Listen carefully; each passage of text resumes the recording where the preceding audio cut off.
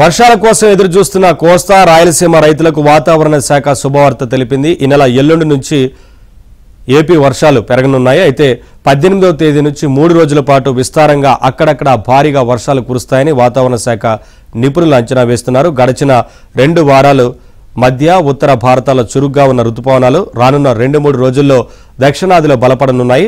పశ్చిమ పసిఫిక్లో బలపడిన రుతుపవనాల తీవ్రత అటు నుంచి బంగాళాఖాతం వైపు పయనిస్తోంది. ఈ నేపథ్యంలో బంగాళాఖాతంలో వరుసగా అల్పపీడనాలు ఏర్పడతాయని, దీంతో దేశంలో మరోసారి రుతుపవనాలు బలంగా ప్రభావం చూపుతాయని వాతావరణ నిపుణులు పేర్కొన్నారు.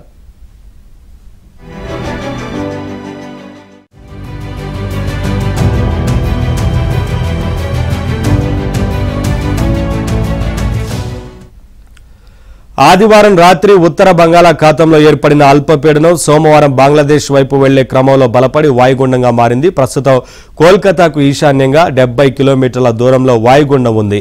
మంగళవారానికి పశ్చిమ వాయువ్యంగా పశ్చిమ బెంగాల్ మీదుగా పయనించనుంది.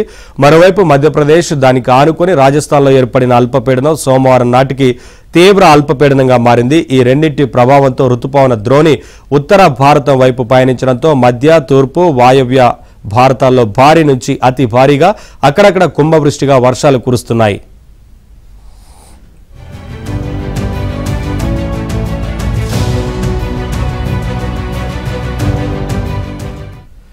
ఇదిలా ఉండగా పశ్చిమ పసిఫిక్ మహాసముద్రంలో ఏర్పడిన అల్పపీడనాలు ఆగ్నేయ ఆసియా దేశాల మీదుగా పయనించి బలహీనపడిన తర్వాత వాటి అవశేషాలు బంగాళాఖాతంలోకి ప్రవేశిస్తున్నాయి.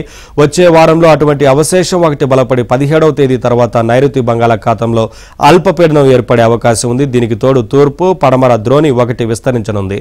వీటి ప్రభావంతో ఈ నెల 17వ తేదీ నుంచి రాష్ట్రంలో వర్షాలు పెరుగుతాయని, 18వ తేదీ నుంచి భారీ వర్షాలు కురుస్తాయని ఇస్రో వాతావరణ శాఖ విభాగం అంచనా వేసింది. ముఖ్యంగా మధ్య కోస్తా, దానికి ఆనుకుని రాయలసీమ జిల్లాలో భారీ నుంచి అతి భారీ వర్షాలు కురుస్తాయని పేర్కొంది.